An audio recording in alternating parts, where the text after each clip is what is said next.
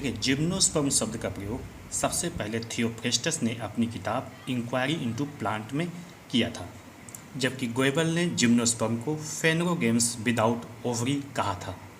Phanerogams का मतलब होता है ऐसे प्लांट जो सीड बनाते हैं, ठीक है, यानी कि ऐसे प्लांट जिसमें सीड तो होता है लेकिन ओवरी नहीं होता है। Gymnosperm smallest group of the plant kingdom है, मतलब प्लांट किंगडम में सबसे छोटा समूह है। ज़्यादातर जिम्नोस्पर्म जो होते हैं वो बहुवर्षीय यानी पेरेनियल वुडी प्लांट होते हैं, जो कि या तो श्रब्स हो सकते हैं या तो ट्री हो सकते हैं। श्रब्स का मतलब आप समझते हैं, स्मॉल वुडी प्लांट मतलब झाड़ियाँ जो होती हैं उनको श्रब्स कहते हैं। ट्री जो होते हैं बिग प्लांट्स होते हैं, बड़े प्लांट होते हैं, वुडी होते हैं। अब देखिए, जिम्नोस्पर्म में ही इफेड्रा होता है जो कि क्लाइंबर होता है। देखिए, इफेड्रा इसलिए इंपॉर्टेंट हो जाता है कि इससे इफेड्रीन नामक सब्सटेंस निकलता है जिसका उपयोग दवाओं में किया जाता है।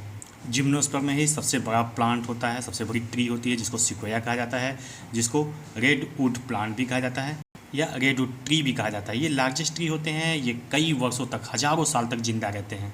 देखिए, जैसे आपने अभी तक देखा था कि ब्रायोफाइट और टेरिडोफाइट में जो गैमेटोफाइट था, मेल और फीमेल गैमेटोफाइट था, वो स्वतंत्र होते थे।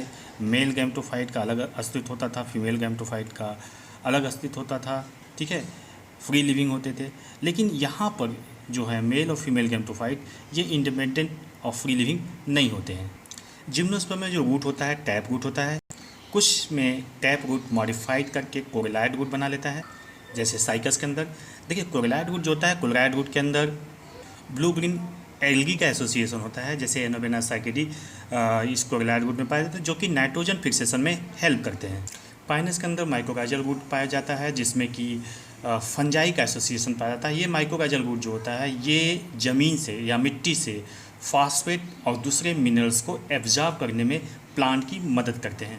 देखिए, जिम्नोस्पर्म के अंदर जो पत्तियां होती है वो सिंपल भी हो सकती है, कंपाउंड भी हो सकती हैं। सिंपल लीफ का एग्जांपल पाइनस है, नीटम है, जबकि कंपाउंड लीफ साइकस में पाया जाता है। देखिए, जो जिम्नोस्पर्म की पत्तियां होती हैं वो जिगोफिटिक नेचर के प्रति एडॉप्टेड होती हैं। इसके ऊपर थिक क्यूटिकल्स पाया जा सकता है, जैसे साइकस के केस में साइकस की जो पत्तियां होती हैं वो थिक क्यूटिकल से ढकी हुई होती है। थिक क्यूटिकल होने से फ़ायदा ये होता है कि ट्रांसपिरेशन का रेट काफ़ी कम हो जाता है। साथ ही पत्तियाँ काफ़ी चमकदार होती हैं, काफ़ी लस्ट्रस होती हैं, जिससे कि एक्स्ट्रा जो लाइट होती है वो रिफ्लेक्ट कर जाती है। स्टोमेटास का संकीर्ण होना यानी धंसा होना ये भी ट्रांसपिरेशन के रेट को काफ़ी हद तक कम कर देता है। पाइनस का जो निडिल लीफ होता है वो जहाँ पे स्नो गिरता है, स्नो एरिया के लिए मॉडिफाइड होते हैं। कम सरफेस एरिया होने की वजह से जो स्नो होती है इसके ऊपर टिक नहीं पाती है और नीचे गिर जाती है। अब देखिए, ये पाइनस में निडिल लाइक लीफ है, ठीक है, जहाँ पर यहाँ पर बेसल में स्टेंस पाया जाता है और ग्रुप ऑफ निडिल को स्पर कहते हैं। स्नो टाइम में स्नो इसके ऊपर कभी भी नहीं टिक पाती है, जिससे कि जो कोल्ड इंजरी होने का चांसेस काफ़ी कम हो जाता है। इसके अलावा स्ट्रांग विंड में ट्रांसपिरेशन भी काफ़ी कम होता है। जिम्नोस्पर्म में निडिल लीफ के अतिरिक्त स्केली लीफ भी कुछ स्पेसीज़ में पाए जाते हैं। अब देखिए, जो जिम्नोस्पर्म का स्टेम होता है वो वुडी होता है, ब्रांच हो सकता है या अनब्रांच हो सकता है। ब्रांच स्टेम पाइनस में पाया जाता है और अनब्रांच स्टेम साइकस में पाया जाता है। जिम्नोस्पर्म हेटेरोस्पोरस होता है, मतलब इसमें दो तरह के स्पोर्स पाए जाते हैं, माइक्रोस्पोर्स और मेगास्पोर्स। माइक्रोस्पोर्स और मेगास्पोर्स ये स्पोरोफिल्स पर मिलते हैं। स्पोरोफिल्स जो होता है ये लीफ का मॉडिफिकेशन होता है। माइक्रोस्पोर्स माइक्रोस्पोरेंजियम बनते हैं जो कि माइक्रोस्पोरोफिल पे पाया जाता है, जबकि मेगा स्पोर जो होता है मेगा स्पोरेंजिया में बनता है और ये मेगा स्पोरोफिल्स पे पाया जाता है। देखिए, जो माइक्रोस्पोरोफिल्स होता है वो एग्रीगेट होकर मेल कोन का निर्माण करता है या मेल स्ट्रोबिली का निर्माण करता है, जबकि मेगा स्पोरोफिल्स एग्रीगेट करके फीमेल कोन या फीमेल स्ट्रोबिली बनाता है। मेल कोन को पॉलन कोन भी कह सकते हैं, जबकि फीमेल कोन को सीड कोन भी कह सकते हैं। माइक्रोस्पोरोफिल्स जिम्नोस्पर्म के स्टेमेंस के समतुल्य होते हैं, सिमिलर टू द स्टेमेंस, लेकिन इसमें फिलामेंट और एंथर नहीं पाया जाता है। देखिए, जो मेल गैमेटोफाइट होता है इसको पॉलन ग्रेन भी कहते हैं। यह माइक्रोस्पोर्स के अंदर ही डेवलप करता है। ये हाईली रिड्यूस होता है, 2 या 3-4 सेल पाई जाती हैं, ठीक है। एक बार पूरी बात फिर से सुन लीजिए। The microspores develop into male gametophyte which is highly reduce and a confined to only a limited number of cells, मतलब जो माइक्रोस्पोर्स होते हैं वो मेल गैमेटोफाइट के अंदर विकसित करते हैं और इसी मेल गैमेटोफाइट को पॉलन ग्रेन कहते हैं। अब देखिए ये जो मेल गैमेटोफाइट होता है या पॉलन ग्रेन जो होता है ये कहाँ बनता है, माइक्रोस्पोरेंजिया में, ठीक है। अब आ जाते हैं मेगास्पोरोफिल्स पे। ये देखिए मेगास्पोरोफिल्स का स्ट्रक्चर मैं बना रहा हूँ। मेगास्पोरोफिल्स एक जो होता है इस तरह से होता है और इस पे ओव्यूल्स लगे होते हैं। ये ओव्यूल्स कई तरीके से लगे हो सकते हैं, मैं सिर्फ लेटरल तरीका एक बता रहा हूँ, इस तरह से भी ओव्यूल लग सकते हैं, ठीक है। ये ओव्यूल्स है और ये जो पूरा स्ट्रक्चर है मेगास्पोरोफिल है। मैंने अभी बताया कि यही मेगास्पोरोफिल जो होता है कॉम्पैक्टली अरेंज होकर फीमेल कोन बनाता है। साइकस के केस में ये रोजेटली अरेंज होता है, रोजेट मतलब गुलाब की पंखुड़ियों की तरह अरेंज होता है। देखिए जो इसका ओव्यूल है इसे ही मेगास्पोरेंजियम कहते हैं। ये इंटेगुमेंटेड होता है, मतलब इसका तरफ से इंटेगुमेंट से घिरा होता है।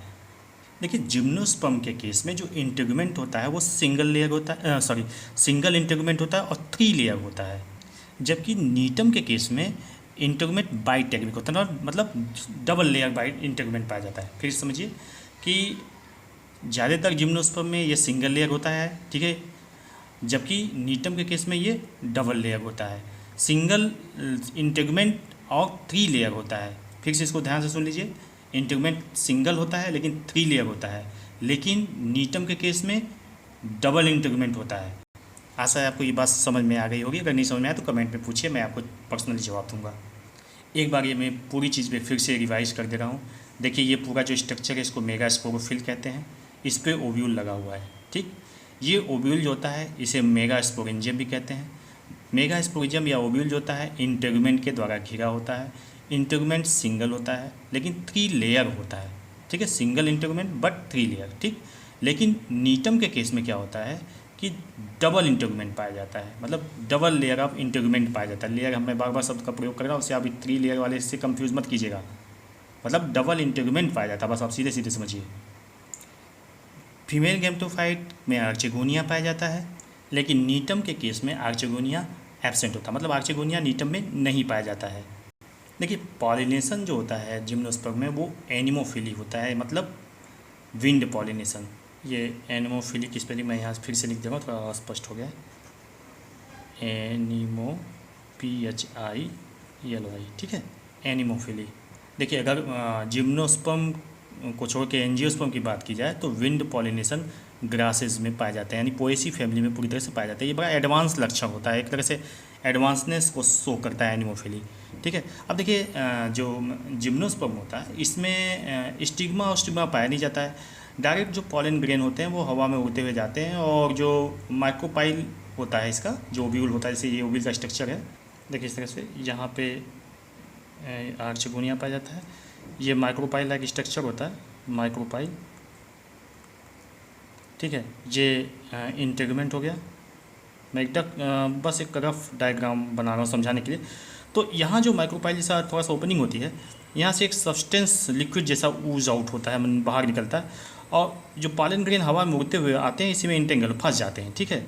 और उसके बाद ये पॉलन ग्रेन जो होता है अंदर की तरफ सक कर लिया जाता है, इसको मैं डिटेल में आगे बताऊंगा आपको, ठीक। और अंदर की तरफ सक कर लिया जाता है, इस तरह से पॉलिनेशन कंप्लीट होता है। उसके बाद कुछ दिनों में या कुछ समय में ये पॉलन ग्रेन अंदर पड़े रहते हैं और उसके बाद वो आर्चेगोनिया में शिफ्ट कर जाते हैं। इसके बारे में मैं डिटेल में आगे बताऊँगा आपको। अब देखिए जो मेल गैमेटोफाइट होता है इसमें 2 गैमेट होते हैं, 2 गैमेट, और इसमें से केवल एक गैमेट जो होता है वही फर्टिलाइजेशन में पार्टिसिपेट करता है। देखिए जिम्नोस्पर्म के केस में जो मेल गैमेट का ट्रांसपोर्ट होता है इसमें पानी की आवश्यकता नहीं होती है, जैसे कि अभी आपने पहले ब्रायोफाइट में पढ़ा था, टेग्रोफाइट में पढ़ा था कि वहाँ पे वाटर की रिक्वायरमेंट होती है, लेकिन इस केस में वाटर की रिक्वायरमेंट नहीं होती है, ठीक है। इसके अलावा मेल गैमेटोफाइट पॉलन ट्यूब बनाते हैं, इसलिए यहाँ पर फर्टिलाइजेशन जो होता है साइफनोगेमी होता है। देखिए साइकस के केस में जो मेल गैमेट जो होते हैं उसमें रडमेंट्री टाइप के सीलिया पाए जाते हैं, इसलिए कुछ साइंटिस्ट इसे जूडियोगेमी भी कहते हैं, ठीक है, जूडियोगेमी भी कहते हैं। देखिए जो सीड जो होता है उसमें एंडोस्पर्म पाया जाता है, ये मतलब ग्रोइंग एम्ब्रियो को फूड प्रोवाइड करता है, ठीक है। लेकिन इसका एंडोस्पर्म जो होता है हैप्लॉइड होता है, क्योंकि ये बिफोर फर्टिलाइजेशन ही डेवलप कर जाता है, मतलब फर्टिलाइजेशन के पहले ही विकसित कर जाता है। देखिए जबकि जिम्नोस्पर्म के केस में जो एंडोस्पर्म होता है वो ट्रिप्लॉयड होता है। क्यों? क्योंकि वो आफ्टर फर्टिलाइजेशन डबल फर्टिलाइजेशन जो मतलब ट्रिपल फ्यूजन के द्वारा डेवलप करता है। यहाँ पे याद रखिएगा, endosperm of gymnosperm is haploid while endosperm of the angiosperm is triploid. Triploid इसलिए होता है क्योंकि ट्रिपल फ्यूजन के द्वारा विकसित करता है, जबकि एंडोस्पर्म ऑफ जिम्नोस्पर्म हैप्लॉयड होता है क्योंकि ये बिफोर फर्टिलाइजेशन पहले ही विकसित कर जाता है। देखिए इसके जाइलम में वेसल्स नहीं पाए जाते हैं। कुछ निटेल्स को छोड़ दिया जाए, जैसे नीटम को छोड़ दिया एक्सेप्ट सम निटेल्स, तो जाइलम में वेसल्स नहीं पाए जाते हैं। फ्लोएम विदाउट कंपेनियन सेल होते हैं, मतलब फ्लोएम में कंपेनियन सेल नहीं पाया जाता है। जबकि एल्ब्यूमिनस सेल्स जो होती है, एल्ब्यूमिनस सेल्स वो कंपेनियन सेल्स का काम करती है, मतलब एल्ब्यूमिनस सेल्स जिम्नोस्पर्म में पाई जाती है कंपेनियन सेल्स की जगह पर। इसके अलावा seed tubes are also not formed at seed cells are not arrange in two in rows. देखिए जिम्नोस्पर्म के केस में भी वेस्कुलर टिश्यू जो होता है एंजियोस्पर्म की तरह ही वेस्कुलर बंडल में अरेंज होता